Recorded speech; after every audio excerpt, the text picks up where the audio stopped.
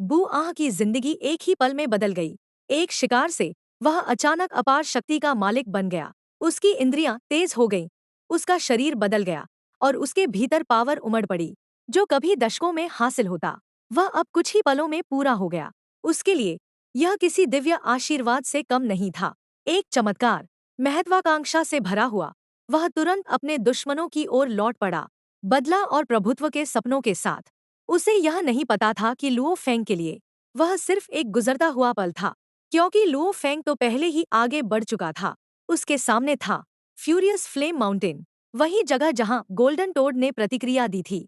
इसके अंदर शक्तिशाली अस्तित्व राज करते थे, लेजेंड्स, हाफ डीटीज और यहाँ तक कि एक तथाकथित गॉड। लेकिन लुओ फेंग के लिए उनकी ताकत महत्वहीन थी। एक ही मूव में उसने गोल्डन कंट्री सक्रिय कर दी। स्पेस जम गया, टाइम मुड़ गया और वह तथाकथित गॉड, पोवा गॉड, एक ही पल में कैप्चर हो गया, बिना जरा भी विरोध किए। इल्यूजन और सोल सर्चिंग के जरिए लुओ फेंग ने सच्चाई उजागर कर दी। यह अस्तित्व सिर्फ एक फ्रैगमेंट था, किसी बहुत बड़े अस्तित्व का एक टुकड़ा। तभी उसे एहसास हुआ, खतरा यह कमजोर अनडाइंग बीइंग नहीं था, बल्कि वह चीज थी जो इसके पीछे खड़ी थी। जैसे ही लुओ फेंग ने और गहराई से देखा, पहली बार उसके चेहरे पर गंभीरता आ गई, क्योंकि यह मिशन शुरुआत में जितना लगा था उससे कहीं ज्यादा खतरनाक था। पोवाह गॉड की यादों को खोजने के बाद लुओ फेंग उलझन में पड़ गया। कुछ भी असामान्य नहीं था, कोई रहस्य नहीं, कोई छिपा खतरा नहीं। फिर भी गोल्डन टोड ने प्रतिक्रिया दी थी। आदेश का पालन करते हुए लुओ फेंग ने जरा भी हिचकिचाहट नहीं दिखाई। एक ही विचार से गोल्डन कंट्री ने पोवा गॉड को पूरी तरह कुचल दिया। उसका अस्तित्व बिना किसी विरोध के मिट गया। लेकिन इससे रहस्य और गहरा हो गया। जब लुओ फेंग ने रिपोर्ट दी तो एंसेस्ट्रल गॉड ने एक ठंडा जवाब दिया। पोवा गॉड सिर्फ एक फुट सोल्जर था, असली खतरा अभी भी बाकी था। यह समझते ही लुओ फेंग ने खुद को रोकना बंद कर दिया। उसने अपनी पूरी शक्ति रिलीज कर दी। सुनहरी रोशनी पूरे महाद्वीप में फैल गई। समुद्र, पहाड़, ज्वालामुखी, सब कुछ उसके अंदर आ गया। गोल्डन कंट्री ने पूरे जुए आन लैंड को ढक लिया। एक ही पल में स्पेस जम गया। टेलीपोर्टेशन पूरी तरह सील हो गया। हर जीव, कमजोर से लेकर अनडाइंग फाइटर्स तक, आसमान से उतरते हुए दबाव को महसूस करने लगे। यहाँ तक कि इस भूमि के सबसे शक्तिशाली अस्तित्व, टॉर्च स्मेल्टिंग मास्टर गॉड और मोहे मास्टर गॉड, पूरी तरह स्थिर हो गए। वे एक उंगली तक नहीं हिला पा रहे थे। उनके लिए यह किसी दैवीय सजा जैसा था। लेकिन लुओ फेंग के लिए यह सिर्फ कंट्रोल था। शांत रहकर सब कुछ देखते हुए उसने अपना ध्यान केंद्रित किया।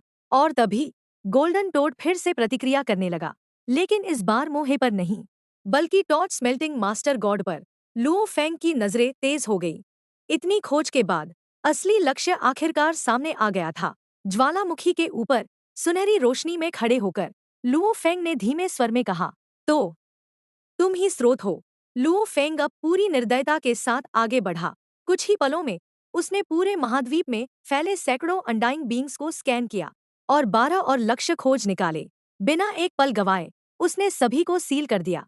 फिर वह ज्वालामुखी महल के भीतर उतरा, जहां उसका सामना हुआ टॉर्च स्मेल्टिंग मास्टर गॉड से, वही असली स्रोत जो इस असामान्यता के पीछे था।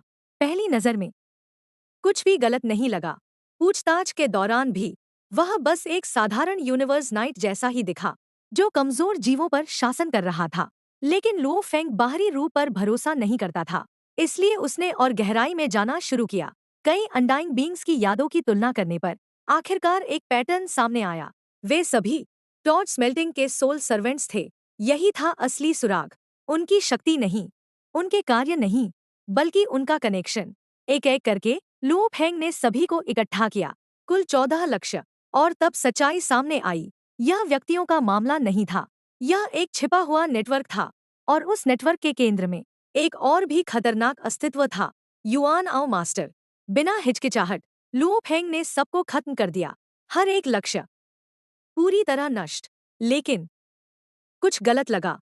बहुत आसान, बहुत शांत, यहाँ तक कि अपने ही सेवकों के मारे जाने पर भी युआन आओ मास्टर प्रकट नहीं हुआ।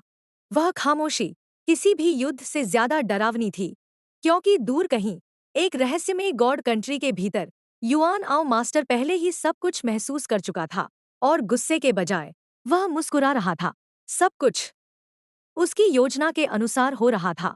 लुओ फेंग इस गहरी साजिश से अनजान अगले महाद्वीप पर पहुंच गया और एक बार फिर गोल्डन कंट्री को सक्रिय कर दिया, पूरी दुनिया को अपने नियंत्रण में लेते हुए। लेकिन अब शिकार बदल चुका था। यह सिर्फ एक मिशन नहीं रहा, यह एक बहुत बड़े खेल की शुरुआत थी।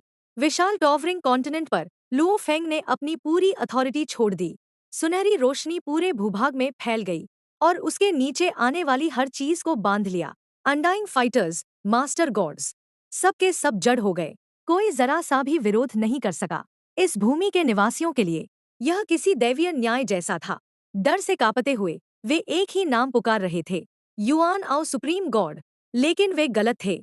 यह शक्ति उनके देवता की नहीं थी, यह किसी ऐसे अस्तित्व की थी जो उनकी समझ से कहीं परे था। आसमान से उतरते हुए लुओ फेंग ने खुद को प्रकट किया। ठंडी सटीकता के साथ उसने सच्चाई उजागर की। ये तथाकथित मास्टर गॉड्स सिर्फ युआन आओ मास्टर के सोल सर्वेंट्स थे और जिन्हें गोल्डन टोड ने चिन्हित किया था, उन्हें मरना ही होगा। उनकी प्रार्थनाओं को अनसुना करते हुए लुओ फेंग ने उन्हें खत्म करने की तैयारी की। लेकिन तभी स्पेस फट गया। एक विशाल आकृति सामने आई। युआन आओ मास्टर आ चुका था, एक ठंडी हंसी के साथ। उसने पूरे महाद्वीप में अनंत ज्वालाएं फैला दी। उसका अपना डोमेन लुओ फेंग के गोल्डन कंट्री से टकरा गया। पहली बार दो यूनिवर्स लेवल शक्तियां आमने सामने थी। फिर भी युआन आओ स्पेस और टाइम को नियंत्रित नहीं कर सका, क्योंकि लुओ फेंग का गोल्डन कंट्री उससे कहीं श्रेष्ठ था। फिर भी युआन आओ ने अपने अनुयायियों की रक्षा की, लुओ फेंग के हमले को रोकते हुए। वातावरण भारी हो गया। तभी लुओ फेंग ने शांत स्वर में कहा, तुम इन्हें बचा नहीं सकते। और उसने यह साबित कर दिया। सुनहरी शक्ति की एक लहर के साथ उसने युआन आओ की रक्षा तोड़ दी और लक्ष्यों को तुरंत खत्म कर दिया। पूरा युद्धक्षेत्र क्रोध से भर गया। युआन आओ गुस्से में गरजा, जबकि लुओ फेंग अडिग खड़ा रहा। अब यह सिर्फ एक शिकार नहीं था, यह यूनिवर्स मास्टर्स के बीच युद्ध बन चुका था।